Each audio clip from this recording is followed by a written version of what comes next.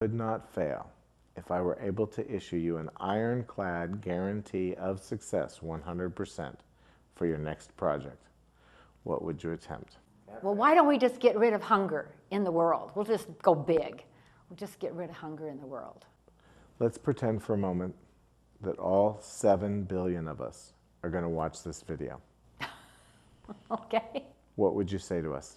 That it is all of our responsibility to ensure that our children grow up to know how to take care of not only themselves, but the planet, and become productive, creative individuals in this world.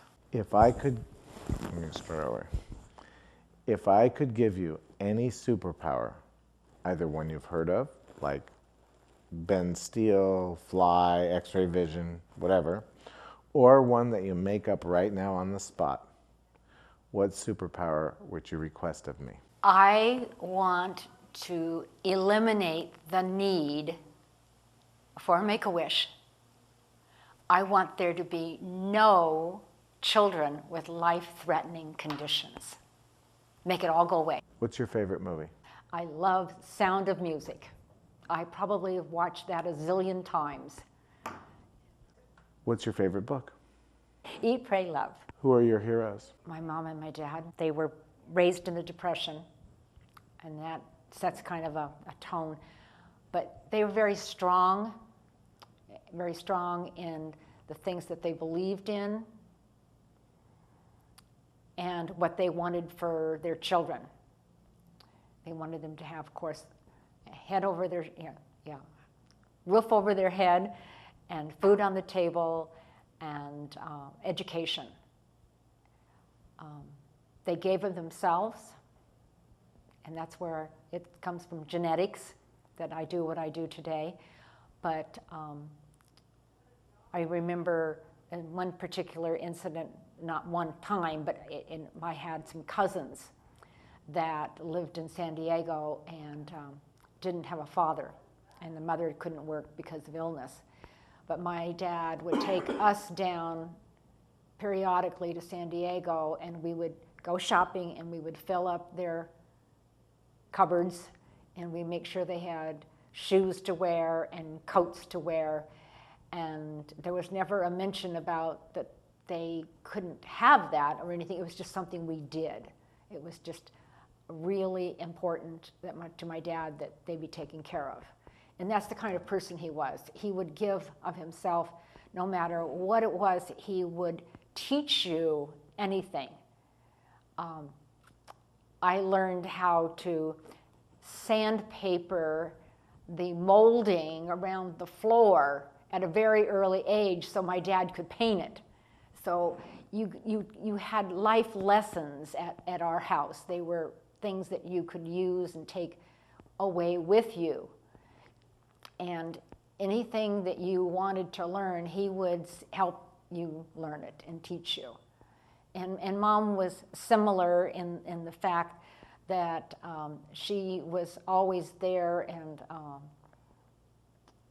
helped me learn how to sew and that kind of thing, which I use today. A lot of people don't use today, but I do. And I do use it for Make-A-Wish. I do all kinds of pretty princess dresses and Hawaii shirts, aloha shirts, and things like that for our families. Thank you so much for meeting with me and so generously sharing your time and energy. Thank you so much for asking me. That was a delight.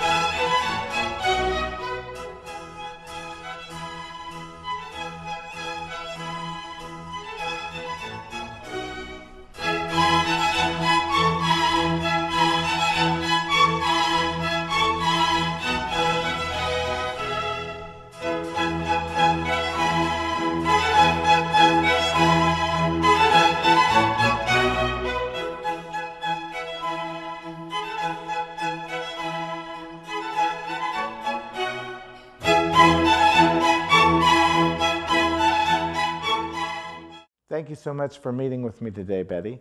Please tell us a little bit about your family of origin and where you were born. Well, it's my pleasure to be with you today, and thank you for asking. I was born and raised in Southern California, in Long Beach, of parents that both worked at Douglas Aircraft Company. After their marriage, Dad, like a lot of other men, went into the Navy, and they started having family. So I have 3 other siblings, and we were all raised in Long Beach and went to school there, and graduated from the Long Beach High School. So that's where my origin is from. Please tell us what's so important and special about Make-A-Wish Foundation. I love Make-A-Wish. It is my passion because our mission is to provide hope, strength, and joy to children 2.5 to 18 who have life-threatening conditions. And in order to do that, you get to meet the most wonderful families, the most wonderful children who are going through the most excruciating time in their life, and they are just a joy. What work do you do for Make-A-Wish? I do anything. And do anything that they need to be done, but predominantly I'm what we called a wish granter. And that means that along with another wish granter, we go out to the family, we interview the family and the child to come up with what is their one true wish. And we ask them questions about, if you could meet anybody, who would you want to meet? And they'll tell us. And it might be that they want to meet Celine Dion. Or if you want to be somebody, if you could be somebody, who would you want to be? And one of my favorites is Orion, and he wanted to be a policeman. So Orion got to be a policeman for the day. What a wonderful wish. Another one is, if you could go anywhere, where would you go? And a lot of the smaller children like to go to Disneyland, Disney World, and the older kids are starting to get really creative in where they want to go. It could be Hawaii, it could be, as one boy is going later this year, to London for the Olympics, or if you wanted to have something, if you want to have a backyard playhouse, or you want to have your 1967 Mustang restored, which was a recent one, which was also fabulous. This joy in their life can make all the difference in their treatment, in their self-esteem, as well as the families. It gives that family an opportunity to be together without having to go to chemo treatments or doctor's offices, and they are just, it's memories for life.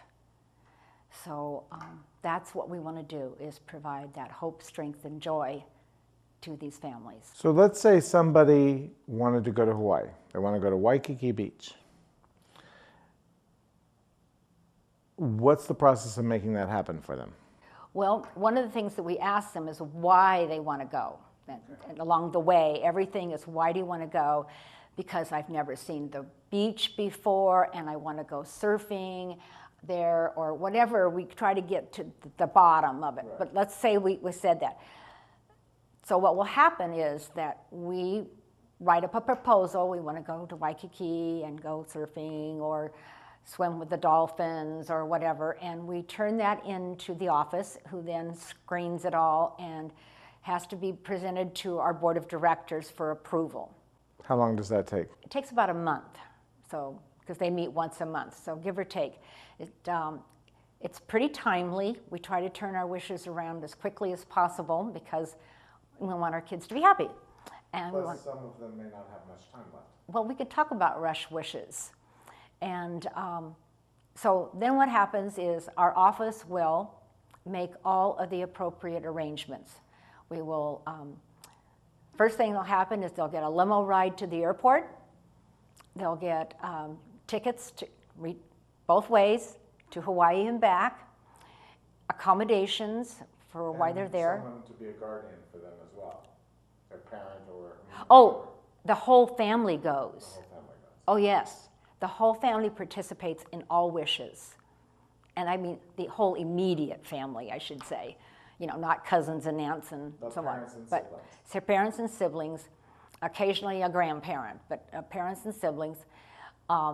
We will provide them a rental car while they're there and a expense check for the food and activities that they're going to do. We will pre-book things like going to the aquarium in Waikiki and activities there. So they have a whole week of just a wonderful, wonderful vacation, respite, and it's all expense paid. And that money comes from your organization's fundraising, or do you ask for the providers like the hotel and the airline to comp you or discount? How do you do that? All of the above. So we have fundraising. Our biggest fundraiser of the year is our 5K walk run, which is the Saturday before the Super Bowl. And that's in the name of our mutual acquaintance, Kendall Yes, it Tenney. is. That's Kendall Tenney's 5K walk run. And so that's a big fundraiser. We have other fundraisers throughout the year, like an annual meeting and auctions, that type of thing. We also have people that donate a lot. We have some large contributors that contribute to several wishes a year. An average wish is around $5,000 or $6,000. So it's something that someone of means could do if they wanted to. Absolutely. And sometimes people will donate in the memory of their deceased husband or father and grant a wish. And what a great thing to do. Also, you're right on that we do ask for contributions of discounts or in-kind donations. I do it all the time, even if it's as simple as asking Albertsons to donate a cake for The birthday. well, it wouldn't be a birthday, but it would be more like the wish celebration. So if the wish were to go to the beach and you took them to Santa Cruz, California, for instance, you might ask the Albertsons in Santa Cruz, California to donate a cake. Right. Or we might ask that hotel to comp us that they're going to stay in. And so there's all kinds of ways that we get our money. So, and we try to use it very wisely because we have a lot of wishes. How many wishes does this one office do per year? We do about 130 a year, give or take. What happens if a child is Not long for this world. Well, yeah, not long for the world. The doctor has said, you know, he's only got a short period of time, do a rush wish. And that's an important key factor is that every doctor authorizes and approves the wish and that the child... So that you know that the medical condition is real. Yes, exactly. So they are the one that says, yes, this child has XYZ and they can have a wish. And also we want to make sure that they are able, if they want to travel, is that child able to travel for a wish? Or do we need to look for some other wish for that child? So when a child is then told to us that it is a rush wish, then the 30 days that we have to wait for the board goes out the window.